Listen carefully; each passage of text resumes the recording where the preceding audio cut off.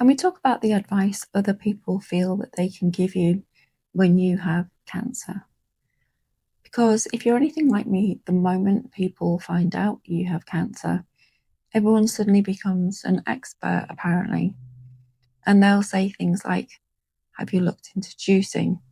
You should really cut out sugar. It feeds cancer cells. And you can be like, well, I didn't know that. And the point is, nobody knows that, actually. But it gets said with so much confidence that you can almost start doubting yourself and your actual oncologist. And it's not just the wellness stuff that people come up with. Sometimes it goes a lot further into actual treatment decisions. And you'll hear things like, have you looked into that clinic overseas? Or I read that chemo does more harm than good. Are you sure you don't want to try something more natural first? And that one hits differently, or it did for me anyway, because it's not just a lifestyle suggestion anymore. It's someone questioning the actual medical plan you built with your team based on your diagnosis, your body, and your specific case. We might all have cancer, but we're still very much individuals. So that kind of unwanted advice is a much heavier thing to have thrown at you casually, potentially over coffee, by someone who's just read one article. Because now you're not just fielding advice, you're now being asked to defend a decision that took real thought, real research, and real trust in the medical team that you have. And all this is to someone who has none of that context. I think people actually mean well, honestly, because nobody's trying to be annoying or upset you. I think this unsolicited advice is just what happens when someone feels helpless and or scared for you. And giving advice feels like they're doing something instead of just allowing themselves to sit with how awful it is sometimes.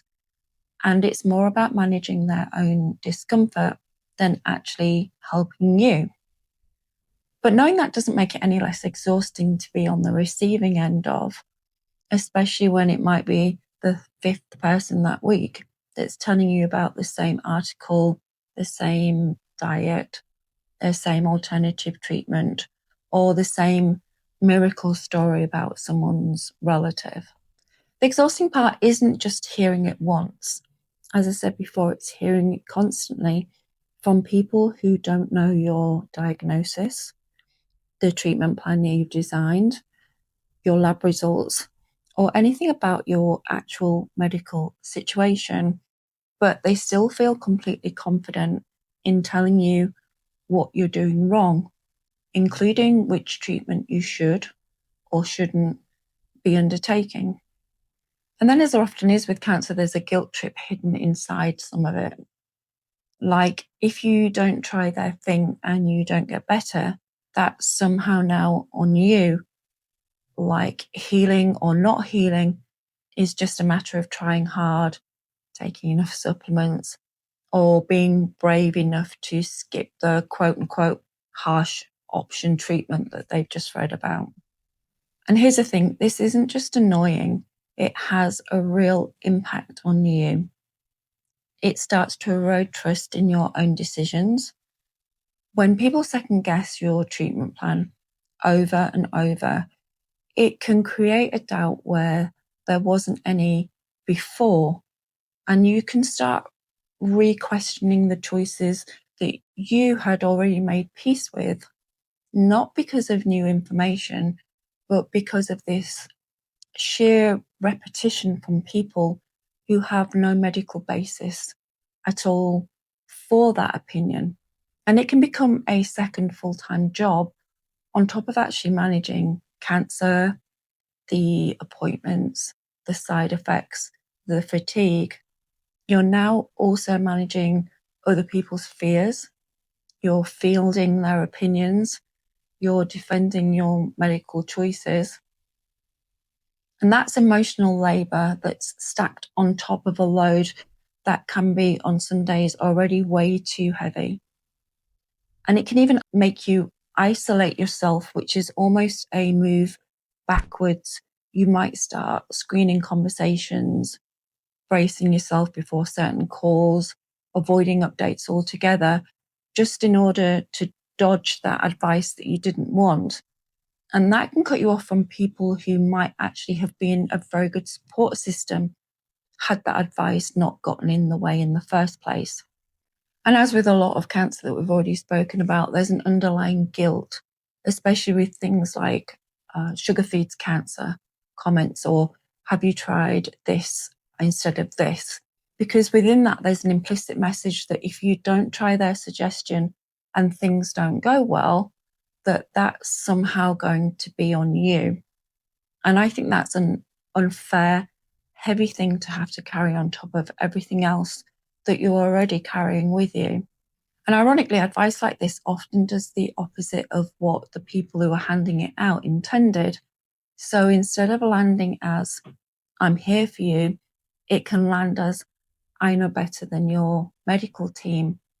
And instead of feeling supported, you can end up feeling very unseen, which is something that already happens when you have cancer, because you can feel like a cancer first and a person second.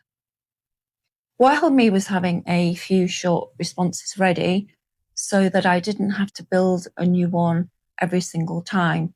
So things like, thanks, I'll mention it to my oncologist.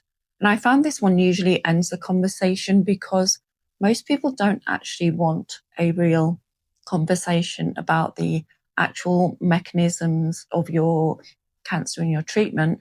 They just want to feel like they've helped somehow. For the treatment-specific comments, it helped be a bit more direct.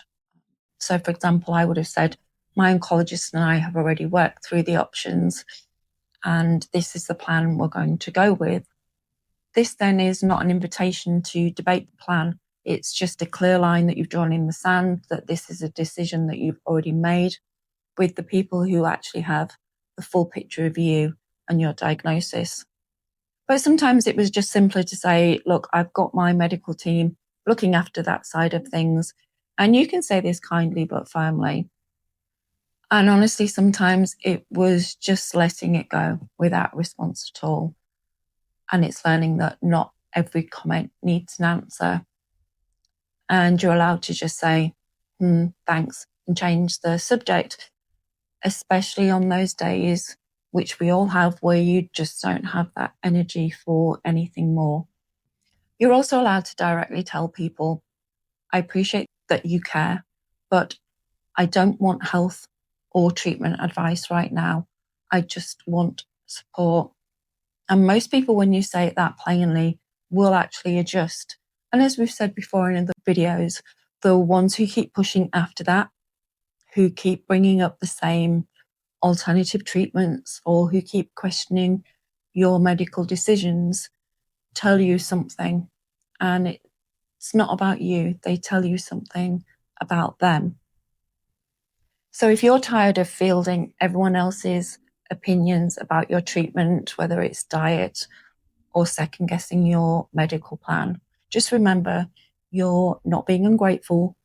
You're not overreacting.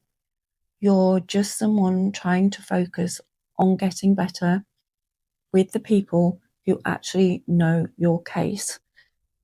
But you're also managing everyone else's need to fix you. Take care, and I'll see you in the next video.